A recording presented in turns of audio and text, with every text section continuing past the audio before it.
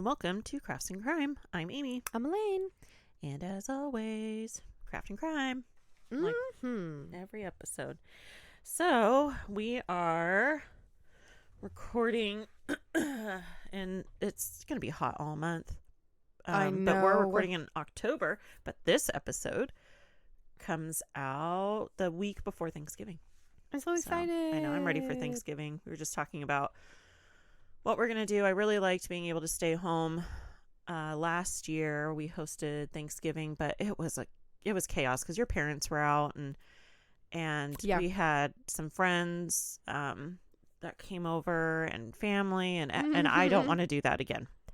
I really want a chill, just quiet. Everyone fits at one table. Yes. So my mom was asking me, "Oh, are we doing Thanksgiving? Are you hosting again?" And I was like, "Yeah, but it's just us. Like, I don't want to have everybody. If anything, like, Jack's dad and Sarah can come and, say hi to the kids on Turkey Day and stay if they want to. But, Sarah's daughter always does she does the whole thing too. The whole thing. So it might just be like, don't even worry about it. Come over the next day and we'll do it. So, I'm going to host Thanksgiving. Again, it's just, with 4 kids, it's a lot to get them all ready. So it is. And same thing with the holidays. We usually do Christmas Eve at my mom's and then Christmas Day at ours because my kids don't want to leave the house on Christmas Day with all their toys. They're and looking all the new right stuff. at the stuff, or like what we've tended to do. Everybody, parent tip is that if you've got to go somewhere, save a couple presents, because then it's like, well, when you go home, you still have that's what I do. Yeah. It's always what I do, just because like at my in-laws' house, it is all the girls typically are together for Christmas. And so definitely it's harder to get her to leave. So it's like, okay, well, because like whatever's in the morning, we're just like getting ready, we're going over, and then so yeah, I always leave a couple things mine behind. would be opposite because my kids are the only kids and they would just beg me to go home because we got gifts at home. That's true. Yeah, That's we don't. true. Yeah, my kids are the only well, not anymore because both my stepbrother and stepsister are having kids now, but my brothers aren't having kids, and so it's just I had all the grandkids and we did too. Yeah, so Troy was like the only grandkid until Avery came along, and so it was just the 2 of them. I mean, it really was all 4 of my kids were the only grandkids for my parents until Spencer and his wife had a baby, and they have a second baby now. Yay! So holidays around here, it's kind of low key, and I like it that way. I like that too, because I have already dealt with all the stress of wrapping everything. Although last year, I know it's funny, it's right before Turkey Day, but I'm like, talk about Christmas. I have way more preparations for Christmas than I do for Thanksgiving. Yeah. Exactly. I'm super fortunate, and we tend to always get our turkey for free from my husband's work. Yeah, anyway. Same with us. They usually give like the voucher for turkey. So. And if there's extras, I'll make sure we get them. Yeah, we had 3 turkeys last year. Yes, we did. Because then we used the one when Sandra was here. Yeah, which was did super a turkey fun. day. That was fun. But yeah, for no, I forgot what I was saying about Christmas. But Sorry. No, it's fine. It's our brains just staying at home, hanging out. Yeah. Oh, wrapping. Last year was so much more fun wrapping because we did it together. Oh, I know. So we like really lock ourselves in the room and put something on the TV and wrap and talk and wrap. And then I would go over to your house and help you wrap. But I have twice the amount of people that you do to wrap for because I've got 4 kids to wrap for, and you just have the girls. So yeah, because typically like for our nieces, we get like it's a gift card. Yeah, usually that's what they are asking for. Like teenagers now, so yeah, it's usually gift cards. But what I'll do is I love Five Below. And I did that for Easter. They don't even have Five Below in Oregon. So like when I'm talking about it, but it's online. So if you don't have a Five Below in your area and you live in the United States, you can order stuff online, and they have like the below 5 spot, which is like $7, $8, $10. But really, it's super affordable, and it's where I get all the girls' skincare. It's where I got Troy and Avery's skincare. Yeah, the little things I gave them last year. I think I gave them like pore strips and face scrub. Yeah, and little things like that. Well, and then for Easter, we both did all the outside stuff. Yes. And that was the best Easter ever. Even though Lenore got like a fucking second degree sunburn. She was so the poor burned. baby. She got sick for like 3 days. Yeah, and because her shoulders it was blistered. so hot on Easter. It was really hot. But it was like nice, the but hottest hot. day it had been yet. The kids got to play in the sprinkler. Yes, and I they forgot were about that, all yeah. in bathing suits and that. And Lenore even had a hat on. Yeah. It was. I don't think we did a lot of sunscreen though.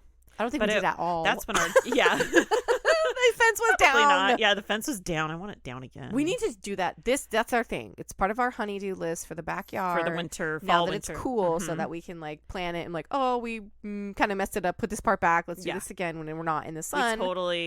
I already have ideas for how to make that into a door. But I mean, you'd have to like dug down to get through the beams. Yeah. But thankfully he had screwed totally in all of them instead of nailing them. So we just have to unscrew all the things and. Yeah, and keep the boards in the garage. Well, no, I was thinking of using the boards. Oh, okay. Getting a thin board to on the top and the bottom where the beams would be, and then screwing the panels back into that so it looks like a fence. But then you got your little, oh, okay. Like with the a only little thing latch that I'm worried something. about is someone's going to break a leg, and it's not going to be one but of us. We have to do it that way it's not because gonna that's be the a kid. structure of this fence. We could. It's just you got to step through. Drill it through and then just saw that part off and replace it later. No, the fence will fall again. No, if we just disconnect that one part and put these two pieces, it's still going to hold it. It's still connected to posts. It's really going to be I'll figure it out. fine. Jack will figure it out. What's going to happen is somebody drunk is going to trip. That's what I'm insinuating. Someone's going to get drunk and they're going to trip over it and hurt themselves. And it's not going to be any of us. Yeah. We know It's too who bad it's we gonna have be. the dogs that would pee on it. Otherwise, like when we'd open it and the guys are going back and forth, just put a mattress on either side. Like, pull on the air mattress. God. We'll put like inflatable donuts. Yeah. We'll just make like pool noodles and tape them together and like, so then we just take it up and put because then they could get wet. Yeah. So we could leave it outside. When I they don't know. pee on it. Yeah. Yeah, for the dogs to pee on. Sorry, guys. I Kind know. of threw you under the bus there. We're just talking to each other. Seriously, we are. These are our plans. I forgot you because- all were listening. Yeah. I'm just kidding. Easter was a lot of fun because the gate was down and the kids just played outside all day because we did Five Below stuff, and it was like which we still have up in your backyard, the badminton and skip it's. One of them's on my roof. Like No, I don't think it is anymore. It's in my backyard. I think. No, there's a skip it on my roof. Next there's to the dog one in bone. my backyard. All like the balls deflated, like somebody popped it Yeah. or something. Yeah. No, I have a skip it, a dog bone, and something else up there. That's funny. Yeah, so The only way it feels like fall here is when the breeze comes and all the dead leaves are falling off the roof. Yes. It's pretty though. I If it only know. wasn't 99 freaking degrees. Yeah. I have a big tree in my front yard and it's starting to drop all its leaves and it's a pain because they're big leaves. It's a mulberry tree and mulberry leaves are really big. And so it's Like crinkle paper. We have those stupid, like, and you guys do too, but I have. You guys. Yeah, you guys. You. Yeah, over there, you. Like who, the listeners? We have these trees and I have no idea what they are, and they drop these tiny little seed pods that look, they are so tiny. The little seed pod is the size and texture of a cherry blossom petal. They're so small, and so the thing that and they just look like little tiny leaves. you and I go through, yes they do, is like they're all cute until it's fall and you have 9,000 in your house, because even if you take off your shoes at the front door, they get dried out and they blow in everywhere. They're still in my garage from last year. Yeah, they're the bane of our existence. It's the I'd rather rake leaves. Yeah. That's what made my nugget couches look torn up. Oh, yeah. I'm you like, ratchet ass those bitch. are, I know, I'm like, those are leaves. I'll take them for $150. Yeah. I'm like, oh. I hope she hears this somehow. I know. That's rude. No, people who are so demanding, I'll take it for this. I'll take it off of your hands. For Not $150. like, I'm like, hey. that is like, because I would take 400 for both. But yeah. People, Facebook Marketplace sucks sometimes. I know. Yeah. I would be like, hey, is that damaged? And Or if it can I is get damaged, could I possibly get it for like $150 instead, please? Yeah, no. And it was, whatever. Karen. I've just learned to ignore it. I know, you were literally just said, no. That was awesome. I didn't even notice it right away because I was like, the audacity of, I'll take them. Yeah, they look a And little then I beat up. Can saw I get some more pictures? I'll take them for $150. And I'm like, no. Yeah. And I just ignored her. And then I took them off because I was like, I'm still on the fence about getting rid of them. They're so cool. Yeah, they're the nugget couches, the big, like, if you don't know what it is, just like a nugget couch. And they're like for the kids, and they could build forts and stuff. And I know they have a bunch of like knockoffs, but that was the first one that came out. That was like, nice foam. And imagine I had to like wait big forever building blocks that are furniture. Yeah, it's like big. You can make it into a couch, which we did in the living room when we had a space there. We put it out there, and then we put them in the kids' rooms. And so now they don't really have a room. I don't know what we're gonna do, but yeah. Anyways, okay, so sorry for rambling about, wow, we really went all over the place. It wasn't chickens, it was turkeys. Turkey day. Speaking of, somebody in our chicken group was like, hey, I know this isn't for chickens, but they were talking about chicken, and I found out something insane. Now, I'm not talking like your grocery store, it's free range. This person, no judgment, I just think it's crazy because of food prices and stuff. She had like pre-ordered a special, like if you and I had a farm, how we would treat turkeys, and it was like $150 or something. Yeah, they had a turkey a few years ago at the feed store. It was huge, and it was like, I think was it in price. A fridge? Like, how no, were they a live turkey. Oh shit.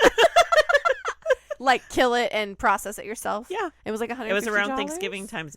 Like more? Yeah, I think it was like 100 or 150. That thing was huge. That's bananas. Are they always a boy or are they girls? I don't know. Probably females with their big giant boobs. Did you know Disneyland turkey legs are all boys? Yes, I did. Yeah, and I remember I was watching this thing on YouTube, and they were a fair. It was like one of the Texas state fairs, and the person was really happy because they were like, yeah, the turkey legs we get are the same ones that Disney World uses. Yep. And the host was like, no way, what? And they were like, yeah, it's the same exact distributor.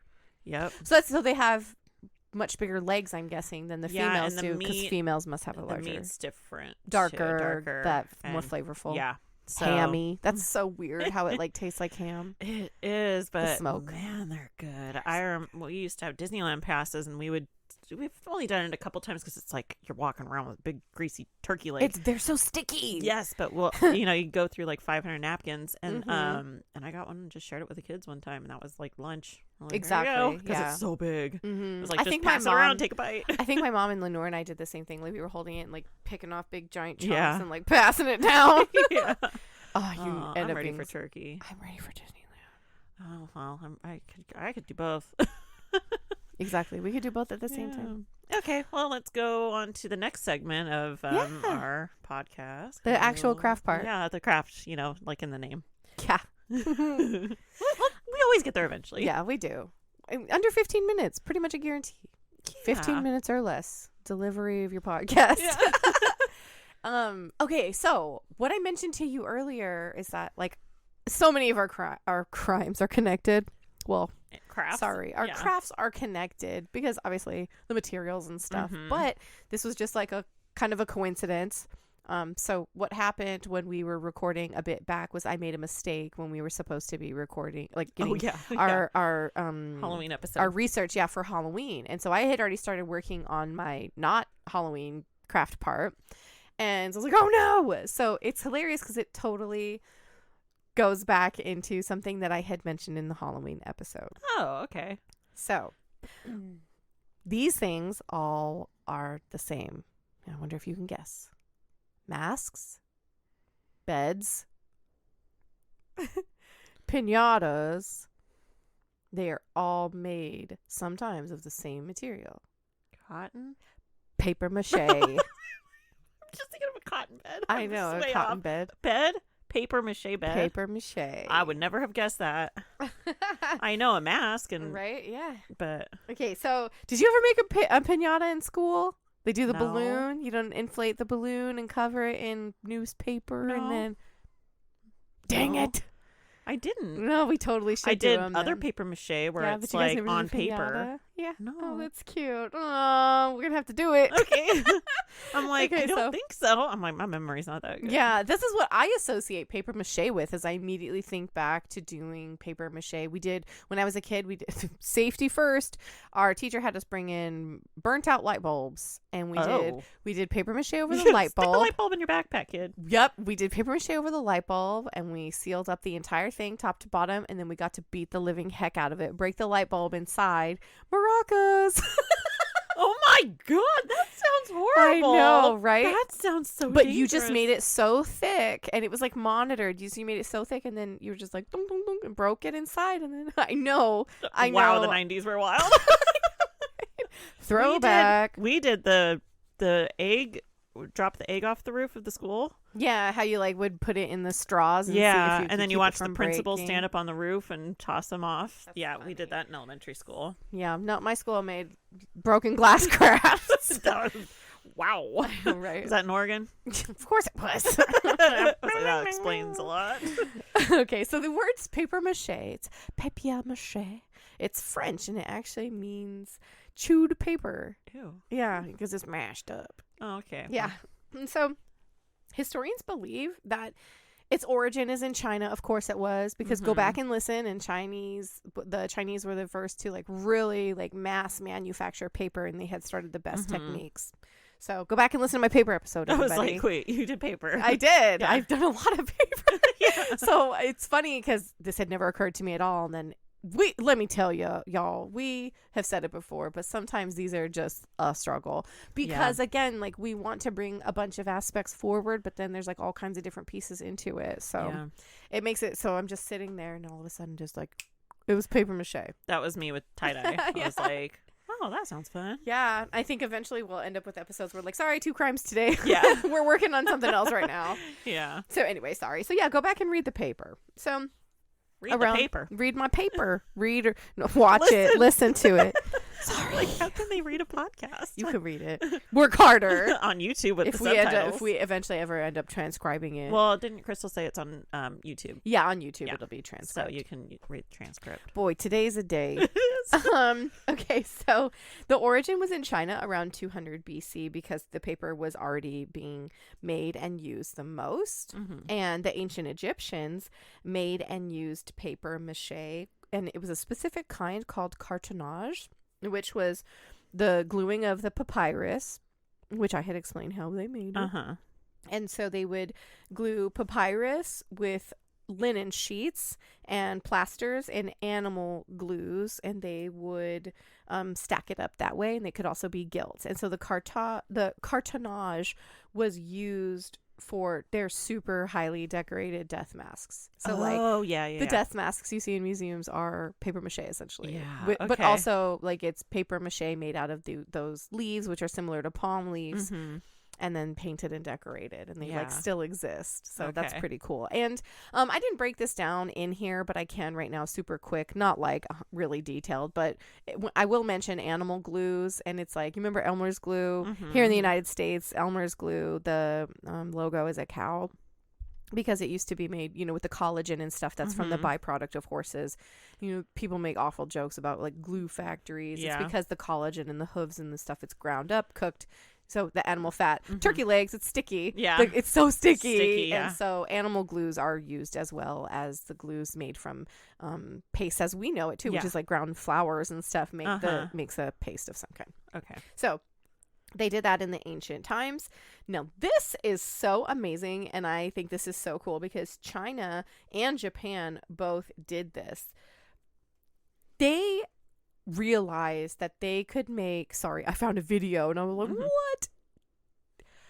Paper mache was able to be made so strong that they made helmets and armor, and these could like withstand arrow shots to it. Yes. That's crazy. And so they would make super extra thick chest I could pieces. see if it's thick and it's light because it's paper. Exactly. And and their versions of paper as well was a lot of as it went through, it was they would do the rag based paper, and so we're talking fibers all meshed together and beaten up and dried between layers of animal glue and paper and linen and stuff. So they did bulk it up, but yes, it was cost effective. It used old resources up, and it was amazing. And then the more I thought about it too, like the closer your helmet is like tight to your head and not bouncing moving around, you're going to have less damage as well. Yeah. I thought that was super cool. That is. Excuse me. So as we go more into like the Renaissance and all these things, it's all used the same exact way. Tibet, Malaysia, Indonesia, India. Paper mache has been used because it could make really beautiful and highly decoratable figurines for religious iconography, Oh, yeah. like as always. Mhm. But another thing is that a lot of, if you go to a craft store, they'll have little paper mache boxes and just the little strength of those tiny little boxes. So imagine if they're lacquered with oils and paints, they're Yeah. really solid. Uh-huh. And so, they have used lacquered paper mache boxes as trinket holders. Like it's always been used as vessels. Yeah. And so then as we come back to more modern times, they had started to use the paper mache, and they would mold it around different like forms. So I'm trying to think of a way to make an example. As like think of if you're going to make a pot. So they've already sculpted the pot or carved it out on a shape, so it's the opposite relief of the piece. Yeah. And then they just pack it over and then they pop it out, or vice versa, depending on if they made a concave or convex surface. So they would cast it around that, or into the mold, as I said, to make a concave if you're going to make a decorative pot.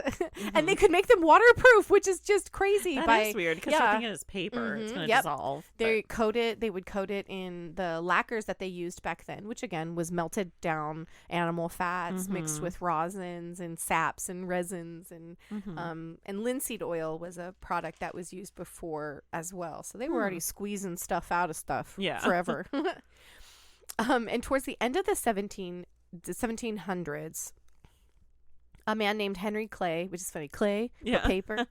Henry Clay, he had kind of developed a new technique to utilize paper mache. So what he would do, he took 10 sheets of old linen rag paper. So a throwback in case you didn't want to or whatever. Linen rag paper is exactly like it sounds like. It's paper that was made out of old linen rags, and it's macerated down with water and bacteria to break up those natural fibers, mush them apart, and then mash them all together flat. So very tough paper. Yeah. So he would take old linen, again, we're recycling. He would take old linen rag papers, and in between he would paint each layer, so top and bottom, setting them down together, and stacked 10 up at a time with glue. And he would cook down animal fat and flour and water, so it was really tough. Yeah. And he would press it between a metal press, and then it would dry.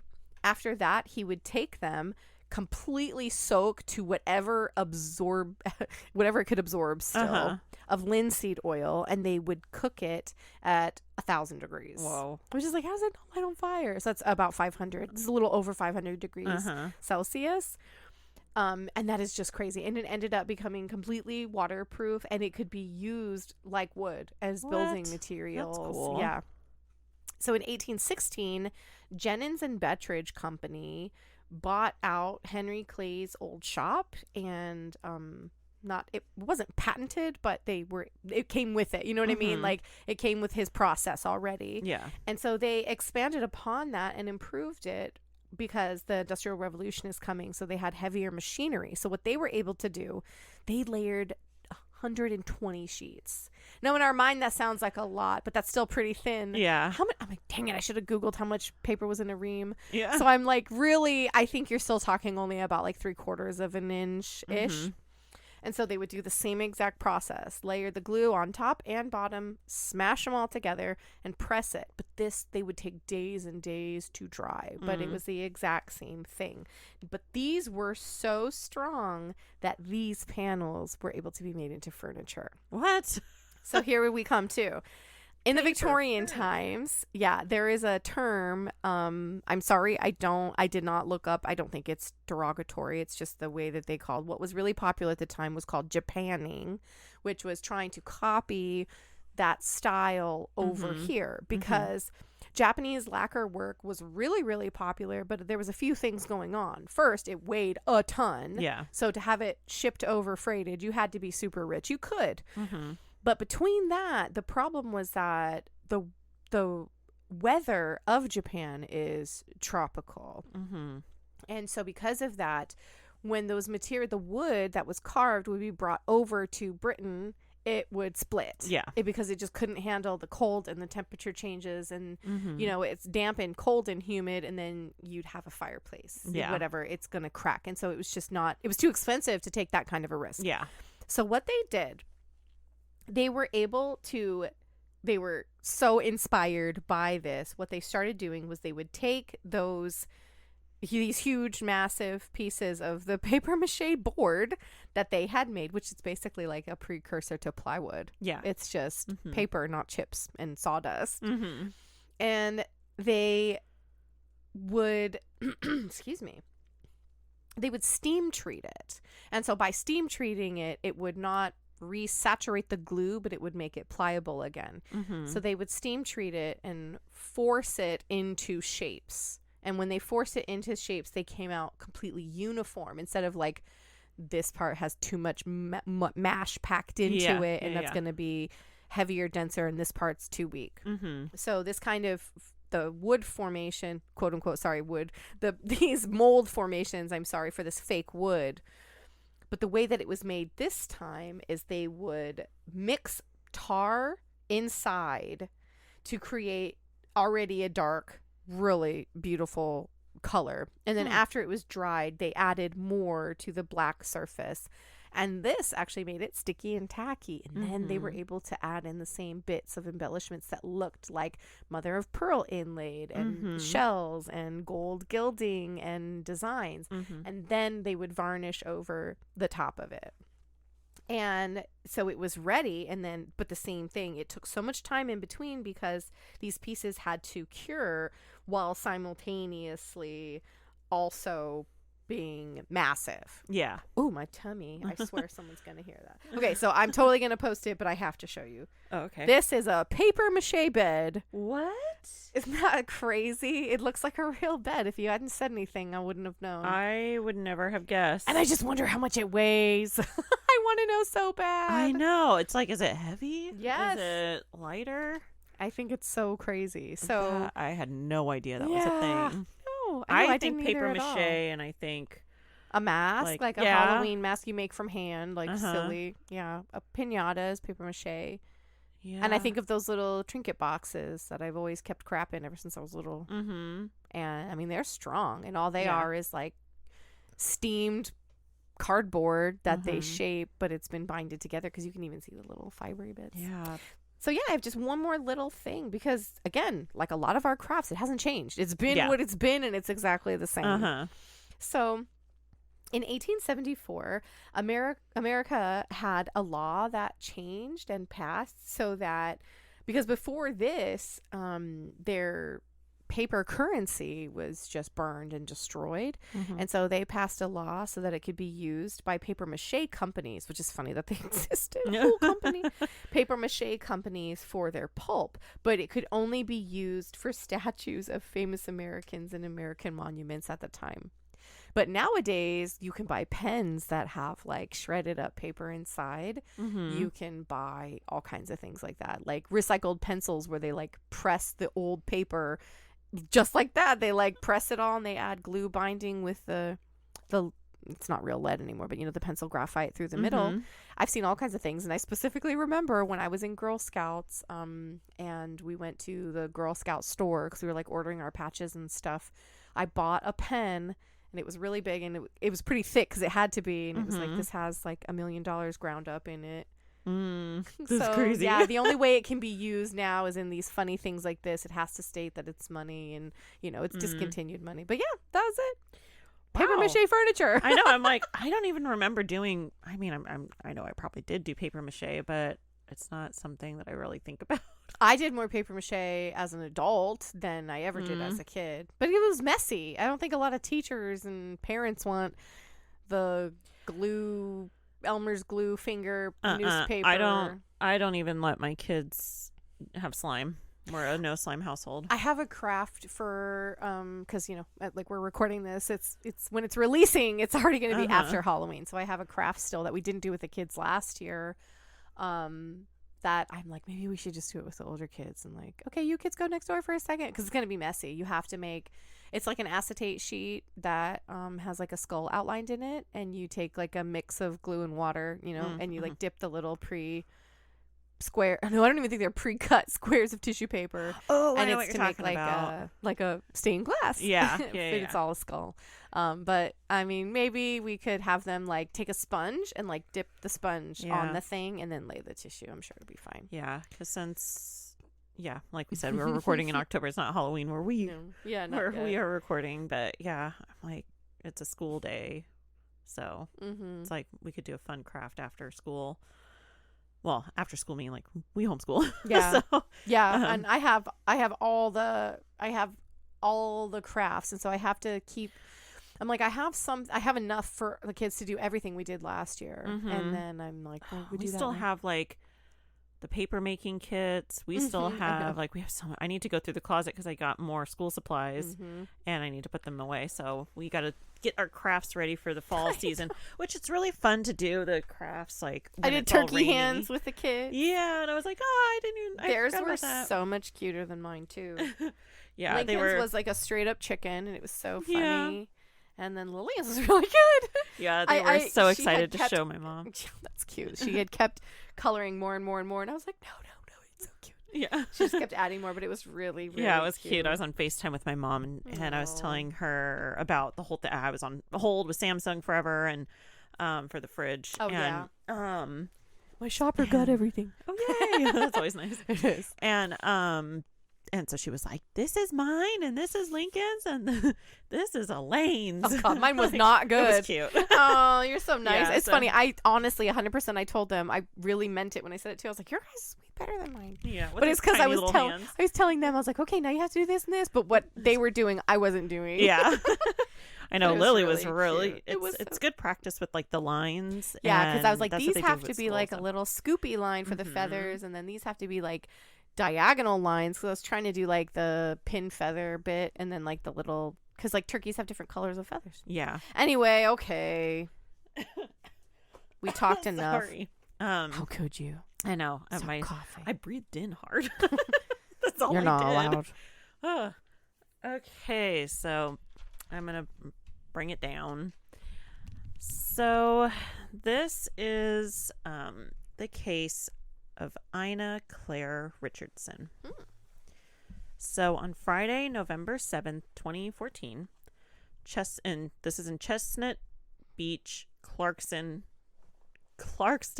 Washington. Okay. So it's in Washington, Clarkston, it's like at the beach. A call comes in that a body was found.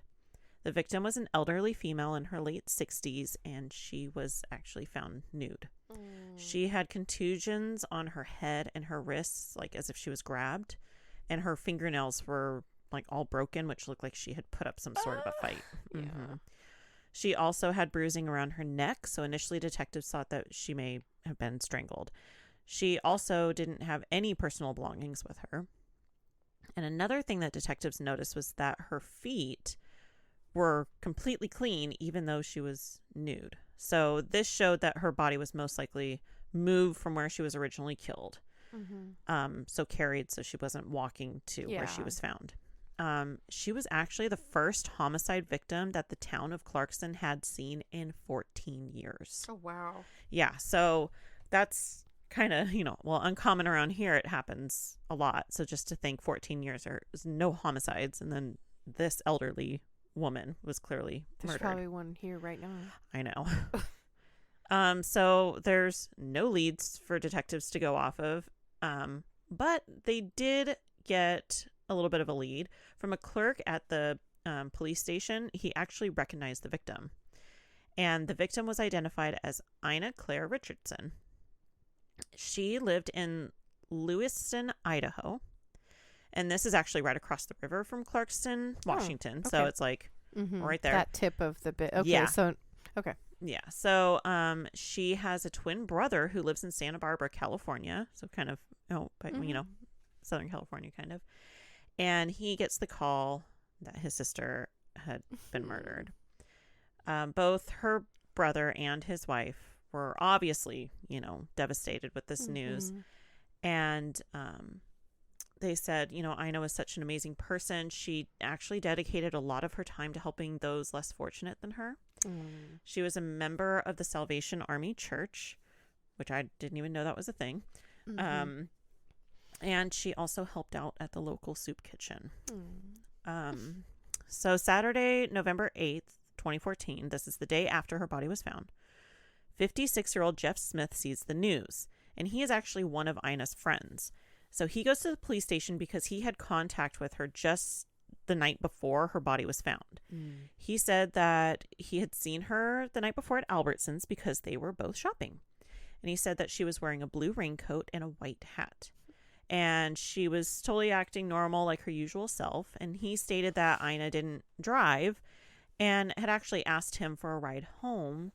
But he told her that he had rode his bike to the store, so he couldn't give her a ride home.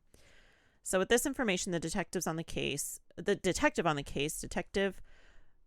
Mazinski, so I worked hard on that name, decided to head over to Albertsons to look over the security footage from when she was at the store. Yeah. So they're trying to see if there was anybody else that they, maybe other witnesses that they could question if they saw her, or talk to her.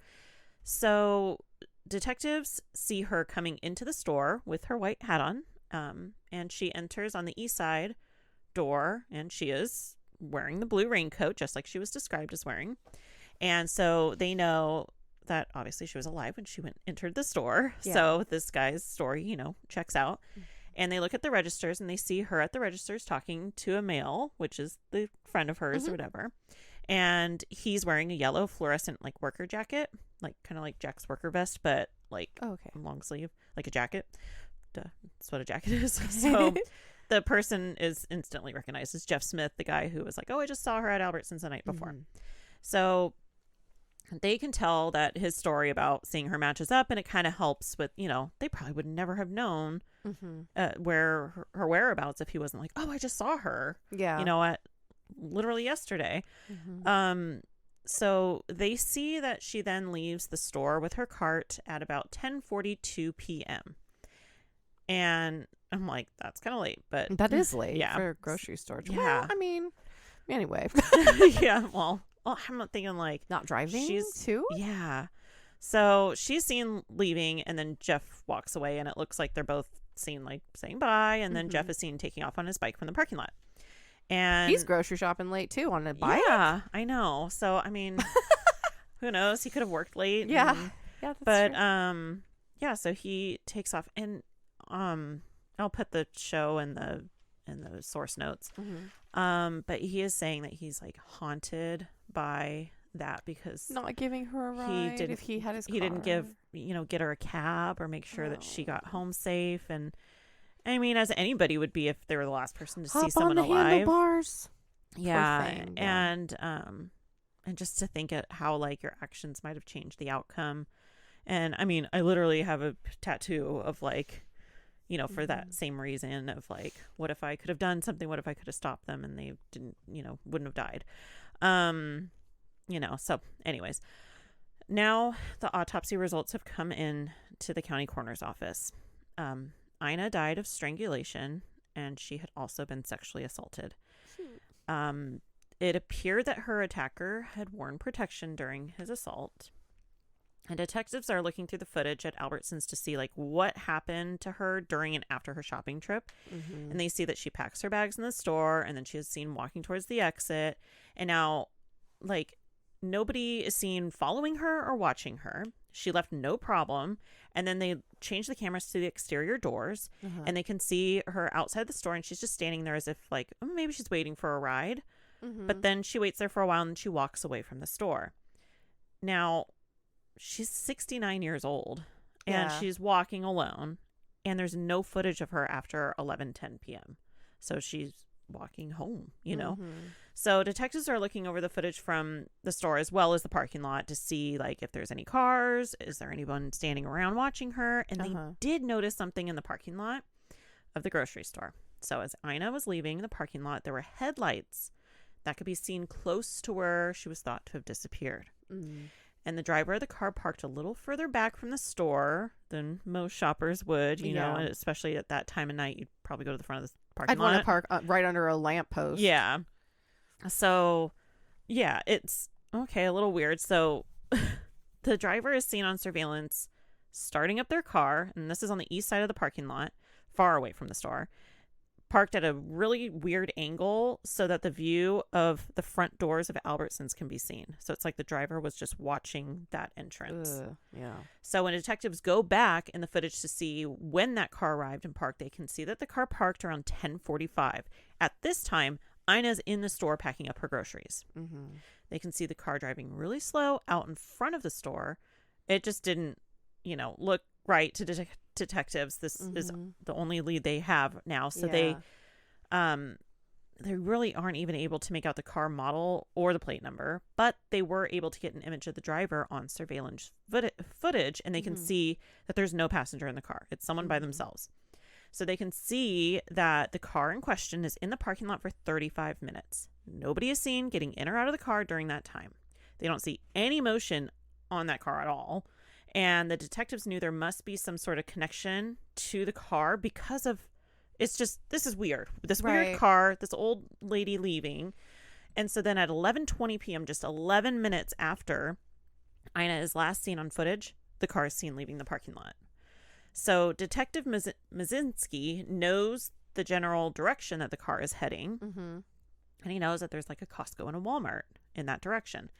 So obviously those stores would have, cameras. So they, go out to look at the footage. And the main focus of looking through this footage was to find the vehicle and hopefully find the owner. They need to identify this car. So when he looks at the footage from Costco around 11:20 p.m., when we know the car from Albertsons left the parking lot, he sees the same car drive by. Mm-hmm. So they don't know for sure, but they know that there was someone else in the car, and it was most likely Ina. Mm. So then they look at the Walmart footage, and just after 11:20 p.m., he sees the same car moving across like multiple business, shopping center. Yeah. All these business parking lots. So then he goes back to look at the footage of the Quality Inn, and the car stopped. So it's like all these businesses, kind of like out by the shopping center where there's like the hotel and then there's Costco and all that. So it's like, I think most cities have that. And so in the parking lot footage of the Quality Inn, the car stopped and the lights went off. Nothing is seen from the car for 2 minutes. Then the tail lights turn on and off. And it looked as if he had locked the doors from as if you boop, boop, lock the doors. So all this looked really suspicious. And now they're wondering if she was trapped inside the car in the parking lot. An hour and 15 minutes passes by with nobody leaving that car. So they know she must have been in that car because they can see two figures. And then it parks for all that time. Nobody leaves. It's all on video. They're just sitting there? So they can't really see anything. It's dark. But they can see, you can see whether or not a door opens or closes. Right, so they could see the lights. It looks like, the tail lights. That's typical. You lock your car doors. An hour and 15 minutes. So this is most likely the moment that Ina was raped and murdered inside of that car. And they're like watching it essentially without seeing it. Yes, you can't see it. That's what I mean. But they know that's probably what happened. Oh no. So then at 12:35 a.m., the car starts up, lights turn on, and the car leaves going west. And it's clear this is the killer and they're looking for a place to dump her body. So November 10th, 2014, this is 4 days after the murder of Ina, the owner of the vehicle was identified. The driver's side front wheel was like really dark in color and the back driver's side wheel was brighter. So that was unique. There's also a chrome strip along the bottom of the car. And so Officer Boyd is on the search, for this car. They just put out, be on the lookout, a bolo for this car. And he sees, just a few blocks away from the station, he sees the car. And so everything was like exactly the wheels, the chrome, everything. So he, pulled over the driver, asked him if he had been at Albertsons on Thursday night. And he says no, and that he was working at the Quality Inn. Where he had stopped, right? Okay. And this is obviously a huge red flag because, it's the parking lot that he parked. That's the car. but they followed this car. So it's not like he was just like, oh, I worked there, that night. Yeah. So Officer Boyd thought, his answers were really strange, but, they just needed to get more information. He couldn't just arrest him for like, oh, you drive this car. They had to follow up. And so he took pictures of his car. The guy agreed, like, sure. And then he got his phone number, obviously, like the plate number and all that. So then that's, when the report comes in, the driver of the car is 53-year-old Basir Mohammed. And he actually has a history of sexual assault. Oh, no. He had been arrested on 2 rape charges in Arkansas in 1977, and he was convicted for one of those rapes. He also had a criminal history of burglary, theft, forgery, second-degree escape, battery, and residential burglary. That's all? Yeah, I know. And at the time of this, he was his name that he was going by was Billy Joe Dallas. Oh my God. Yeah, not Basir Muhammad. Billy Joe Dallas. Billy Joe Dallas. Nice. So detectives know that since Ina was, sexually assaulted, he's got to be their main suspect. He's got the history of it, and the car comes back to him.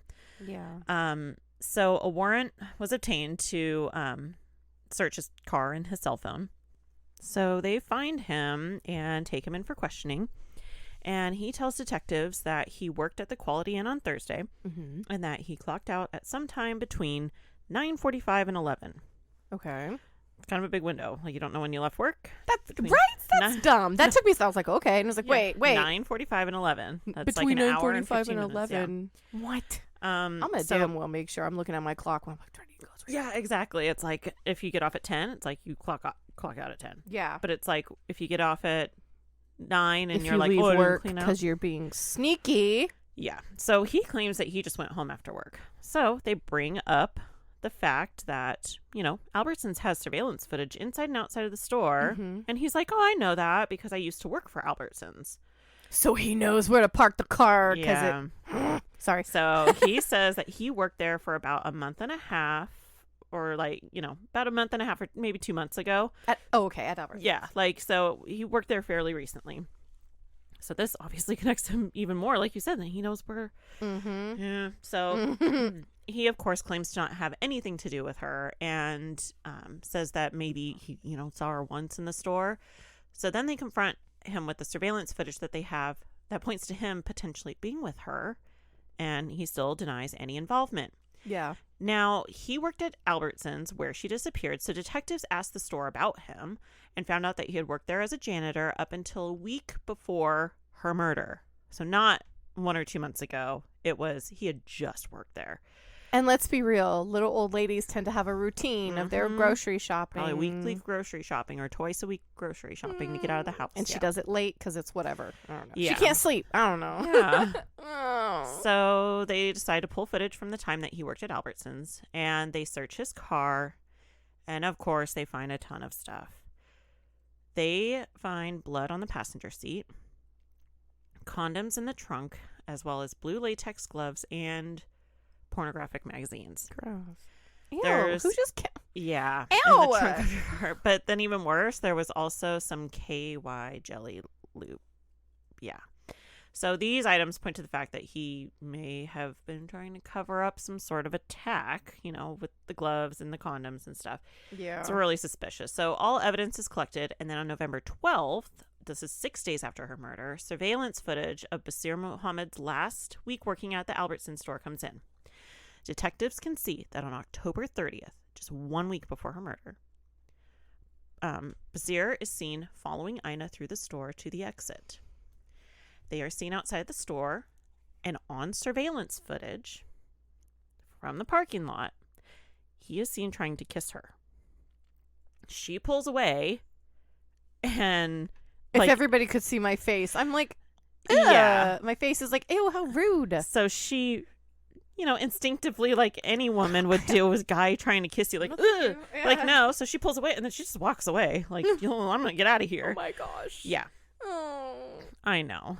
So It's always worse. It's always horrific. But when it's really old or really young, it's the absolute most unfair because they cannot protect themselves the same way. Yeah. Yeah. I have gross goosebumps. It's really I'm so gross. sad. Sorry. Yeah. And so she was pissed. She was like, it looked like she was yelling at him when she was walking away. And I'm sure she probably said a few choice words, like any woman. So obviously the shows, he lied. He did. He tried to kiss her. Absolutely. What do you mean? Oh, maybe I saw her once or twice. Maybe I saw her trying to in her mouth. Like, what are you talking about? So he's a liar, like they all are. So it doesn't take long for blood results from his car to come in, and it shows that blood was Ina's. It was all in his car. Her clothes and bags from Albertsons are never found. The detectives then look at the cell phone data, and his phone records show that he was in the area where her body was dumped. It didn't take long for him to be arrested. So this is what prosecutors say. So they say that on November 6th, Ina walked home, and as she started to walk home, she came upon Basir in the parking lot. They say that even though they had an uncomfortable encounter the week before, Ina decided to get a ride home. Maybe she was just really tired, and she was like, fine, this guy tried to kiss me, but maybe he'll give me a ride home. However, as we know, he decided to drive her to the back parking lot of the Quality Inn, and he violently assaulted her and then strangled her. Yeah. He then leaves the parking lot and heads towards Chestnut Beach, where he leaves her body. So he is charged with first-degree murder and first-degree rape, and his bond was set at $1 million. His DNA was clearly found under her finger. It was like trace amounts. It's enough. Her blood's in the car. Doesn't matter if you put on protection. No. We gonna get you now. Yeah, and his wife had actually called multiple times the night of the murder, and the cell phone towers show like where he was moving around. More specifically, he was pinged at the location of where her body was found. And so what the DNA found, the trace amounts of DNA found matching him, the DNA in his car, that's hers. He's the one who killed her. So didn't take long for the jury to see that either. It was pretty straightforward. So Basir Muhammad was found guilty of the rape and murder of Ina Claire Richardson, and he was sentenced to 72 years in prison. Wow. He, of course, has tried to appeal, how that goes all the way up to the Supreme Court, and it was denied. And that's what I was reading when you were like, oh, what you doing? I'm like, there's how much more that, like, for the trial and all of that. But yeah, he tried to. A lot of times we don't seem to get heavy into that because it's like pretty simple. There's not really. I don't need to go over like everything the witness says unless something is like really good. You know, but. Yeah, there was a witness that said that they knew that him and his wife weren't having sex or whatever. So maybe it was like he wanted to go out and find it elsewhere. I don't know, but it's like a little old lady, and then you kill her. She fought back.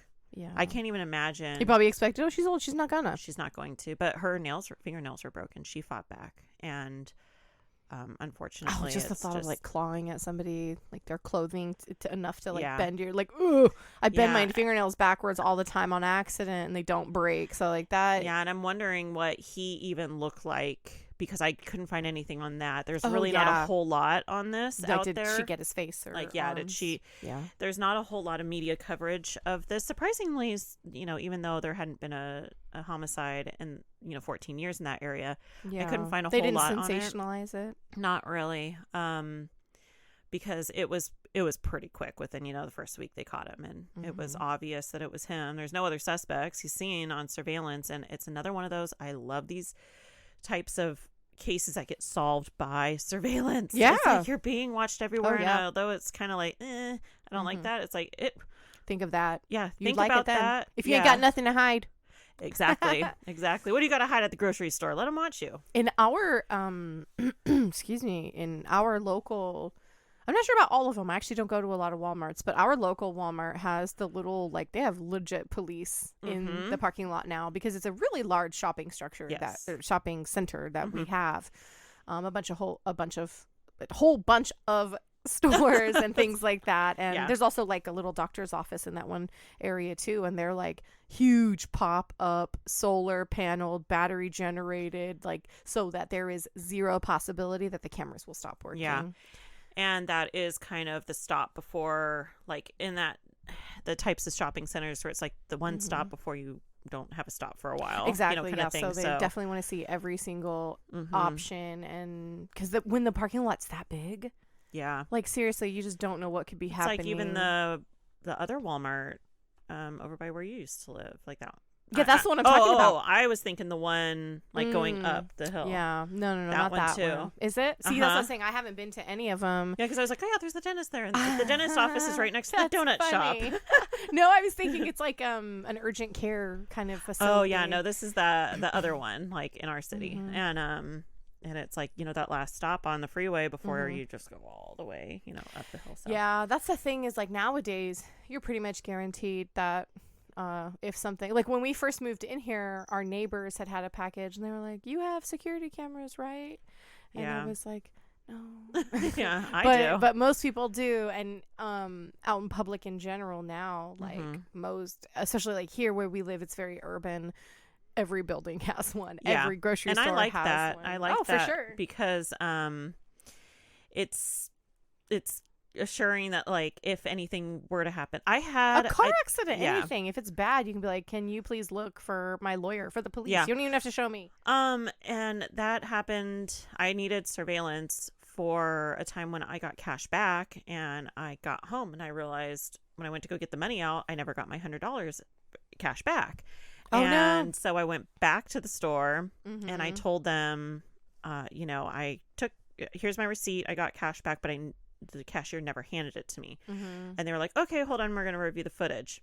Oh yeah, we see you never got it. Here's your $100. Yeah. It's that simple. Otherwise they would have been like, well, sorry, like, you know, we trust the cashier or not. Yeah, we didn't see that on the footage. Yeah. They never tell you you're wrong. They won't say like it's not there, because that's when people freak out. Be like, sorry, it wasn't on the footage. Like, yeah, there's nothing we can do. So yeah, I do. A thing my mom taught me, because she used to work for a bank, was that if you're at the ATM, to hold the money up in front, even though it's kind of dangerous, but you don't have to hold it like right up in front where the camera is, but to hold it if you think there's a problem and count it openly, because then they can see on the footage. You can do the same thing. Like, it didn't give me all my money for some freak occurrence. It did not give me all my money, or it gave me too much, and you want to be honest.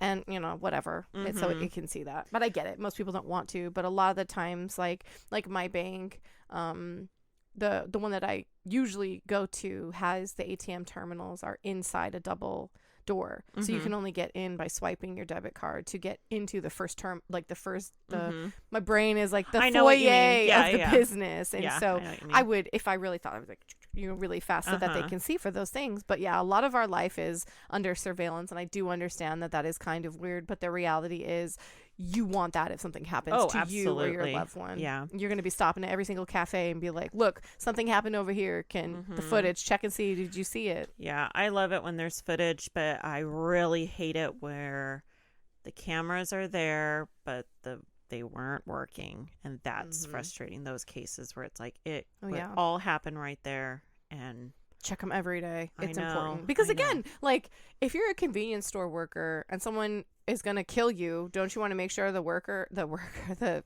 security footage is working for you? Yeah, protect your business and your, you know, employees. But yeah, so in this case, thankfully, just with seeing a car in a parking lot and then hovering around for a weird amount of time in the back, connecting all the dots with where he worked, where he used to work, an incident that happened, and so it was pretty cut and dry. And so I think that's why, like, when he tried to appeal, and they're like, no.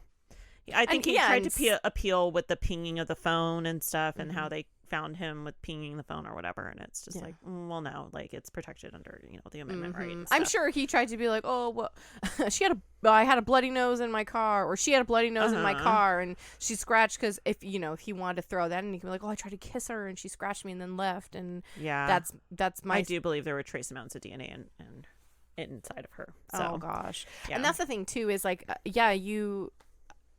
Okay, sorry, but like, unless you're shaved bare, bald bare, a protection isn't going to keep pubic hairs from falling off of you, or, you know, what. I know, it's all gross, but I know we do crime, and I'm like, I can't say that word. I know, it's gross, I don't like it. I really don't. I don't know. I'm just so glad for her family that it was fast. They found the guy, and it was cut and dry. That is crazy. Really. It really was fast. It was within like a week. It was done. Here's your guy. He did it. And he could say he didn't do it, but I mean, DNA, his car, all this stuff, like, it's, so. Anyways, well, with that, stay crafty. And not crimey. Bye.